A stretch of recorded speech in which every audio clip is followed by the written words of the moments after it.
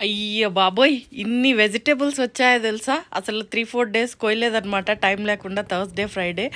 ఇవాళ సాటర్డే గదా! బెండకాయలన్నీ ముదిరిపోతున్నాయని వచ్చి కోసా అనమాట.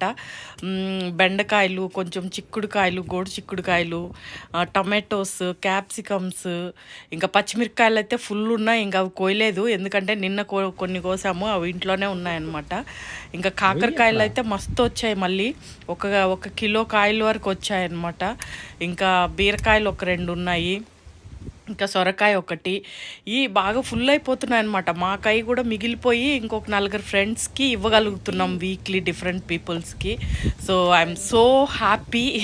అదేదో బిడ్డ పుట్టిన తర్వాత పురిటి నొప్పులు మర్చిపోయినట్టు ఉందన్నమాట నా పరిస్థితి. మార్చ్ నుంచి చాలా కష్టపడ్డాను. ఇంట్లో పెట్టి, లైట్ల కింద పెట్టి, మొలకలు పెట్టించి, మళ్ళీ బయట పెట్టి, వాటిని ఎంతో జాగ్రత్తగా చూసుకొని ఎంతో పని చేశాను. బట్ వీటిని చూసి ఎంతో హ్యాపీగా ఉందన్నమాట అన్నీ